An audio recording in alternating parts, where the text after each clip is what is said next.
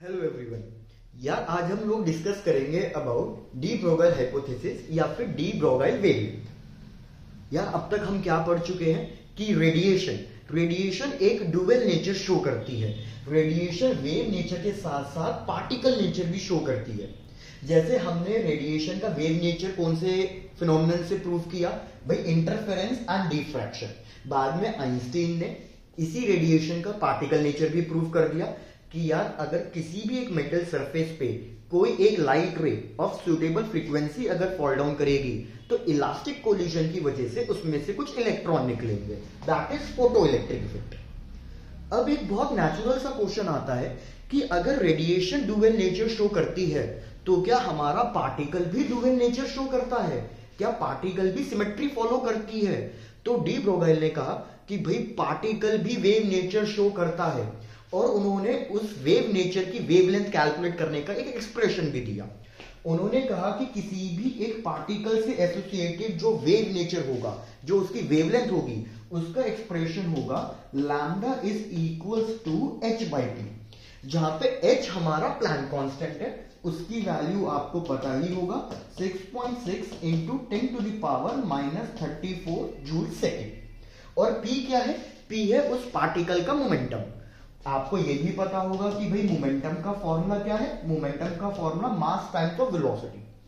तो डी ब्रोगल ने क्या कहा कि अगर कोई भी पार्टिकल है जो मूव कर रहा है, उससे एसोसिएटेड हमेशा एक वेव होगी, एक वेवलेंथ होगी, जो हम इस एक्सप्रेशन से फाइंड कर सकते हैं। अब इसमें एक चीज ध्यान देना कि ये सिर्फ एक मूविंग पार्टिकल के लिए एप्लीकेबल है, बिकॉज अगर आप पार्टिकल को रेस्ट पे लेते हो, रेस्ट पे मतलब उसकी वेलोसिटी जीरो होगी, तो उसकी वेवलेंथ क्या आ जाएगी? इनफाइनाइट आ जाएगी, विच इज नॉट पॉसिबल। तो जो ये डी ब्रोगल एक्सप्रेशन है, याद रखना ये सिर्फ मूविंग पार्टिकल्स के लिए एप्लीकेबल है। उसने ये चीज प्रूव भी करी। अब हम भी इस चीज को चेक करते हैं विद सम एग्जांपल। सपोज हमने क्या किया, हम ले रहे हैं एक इलेक्ट्रॉन। भाई इलेक्ट्रॉन का मास आपको पता है, that is 9.1 into 10 to the power -31 kilogram. और इलेक्ट्रॉन की जनरली जो स्पीड है वो होती है 10 टू द पावर 6 के टर्म्स में, 10 टू द पावर 6 मीटर पर सेकेंड। एंड सपोज एक दूसरा पार्टिकल मैं अपने आप को ले लेता हूं, पर्सन। भाई मैंने कहा मेरा मास है कुछ ना कुछ 60 किलोग्राम, और मैं अपनी स्पीड कुछ ले लेता हूं, दैट इज 25 मीटर पर सेकेंड। अगर अब मैं दोनों के लिए वेवलेंथ कैलकुलेट करूं अकॉर्डिंग टू डी ब्रोगल एक्सप्रेशन, तो यार इधर हम क्या देखते हैं कि इलेक्ट्रॉन के लिए जो वेवलेंथ आ रही है वो आ रही है 25 नैनोमीटर के अराउंड। वेयरएज अगर मैं अपने से एसोसिएटेड जो वेवलेंथ कैलकुलेट करूं, उसकी वैल्यू कुछ ना कुछ आ रही है approximately 4.4 into 10 to the power -22 nanometres, sorry -22 nanometres. अगर अब यार हम इन दोनों वेवलेंथ को कंपेयर करो तो हमें साफ दिख रहा है कि इलेक्ट्रॉन से एसोसिएटेड जो वेवलेंथ है वो बहुत ज्यादा आ रही है, बहुत बड़ी वैल्यू आ रही है in comparison to the wavelength associated to the person.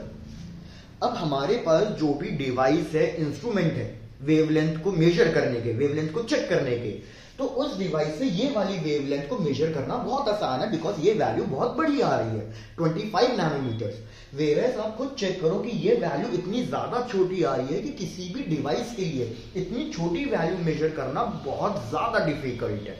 इसीलिए हम आसपास अपने जितने भी पार्टिकल्स देखते हैं, जैसे अगर इसको मैं कहूं मैक्रोस्कोपिक पार्टिकल्स, तो मैक्रोस्कोपिक पार्टिकल से एसोसिएटेड भी एक वेव होती है, मुझसे एसोसिएटेड भी एक वेव है, लेकिन वो हम महसूस नहीं कर पाते हैं, नोटिस नहीं कर पाते हैं, क्योंकि हमारे से एसोसिएटेड जो वेवलेंथ है वो बहुत ज्यादा छोटी आ रही है।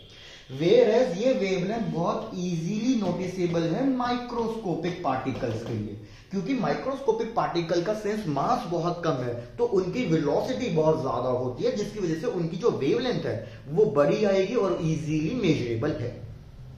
आई होप आपको यहां तक की बातें सबको समझ में आ रही होंगी। अब यार ये चीज उसने प्रूव करी, डी ब्रोगल ने प्रूव करी with help of some experiments. उन्होंने कहा कि यार रेडिएशन मतलब लाइट हमारे पास वेव है, सिंस ये वेव है तो इसीलिए इसने इंटरफेरेंस और डिफ्रैक्शन जैसे फिनोमिनन हमें शो किए, हमें इसके पैटर्न मिले, फ्रिंजेस मिले।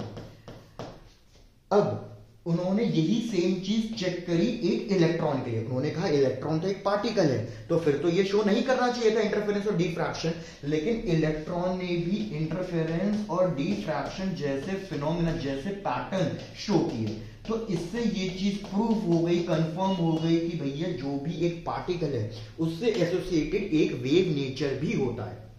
उन्होंने इसी को आगे और फॉर्मुलेट किया। उन्होंने कहा कि एक प्रॉपर एक्सप्रेशन फाइंड आउट कर लेते हैं एक इलेक्ट्रॉन के लिए और उसको फिर एक्सपेरिमेंटली चेक करते हैं कि भैया चीजें सच में एप्लीकेबल वैलिड है भी या नहीं।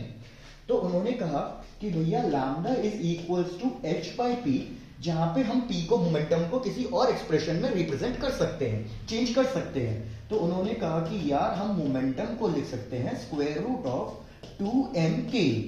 और डुअल नेचर में हम ऑलरेडी पढ़ चुके हैं कि काइनेटिक एनर्जी बेसिकली क्या है। काइनेटिक एनर्जी किसी भी इलेक्ट्रॉन पे वर्क डन है जो उसको रोकने के लिए चाहिए हमें, मींस 2me v0, जहां पे v0 हमारा क्या है, स्टॉपिंग पोटेंशियल या एक्सेलरेटिंग पोटेंशियल। अब इसी एक्सप्रेशन को अगर हम सब्स्टिट्यूट कर देते हैं तो हमारे पास एक फॉर्मूला आ जाता है, lambda is equals to h divided by root of 2me v0। अब देखो यार इसमें सारी वैल्यूज कांस्टेंट है, h कांस्टेंट है, 2 constant, mass of an electron हम इलेक्ट्रॉन के लिए फाइंड कर रहे हैं। इलेक्ट्रॉन का मास कांस्टेंट है 9.1 into 10 to the power minus 31 kilogram. ये इलेक्ट्रॉनिक चार्ज है, उसकी वैल्यू भी आपको पता होगी 1.6 into 10 to the power minus 19 coulombs.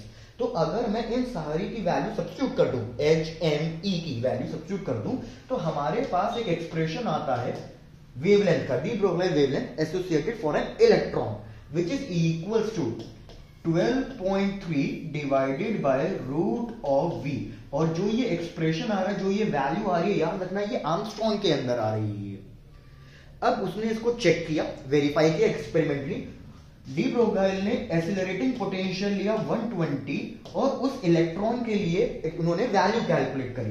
तो भैया इस इलेक्ट्रॉन के लिए जो एसोसिएटेड वेवलेंथ है वो आ रही है 0.112 नैनोमीटर्स, सॉरी 0.112 नैनोमीटर्स, जो कि एटॉमिक क्रिस्टल्स के बीच की स्पेसिंग की वैल्यू है। मतलब इससे प्रूव हुआ कि यार जो ये एक्सप्रेशन है experimentally as well as mathematically verified हो रहा है, मैच हो रहा है। आई होप आपको यहां तक की सारी बातें समझ में आ गई होगी। Thank you very much.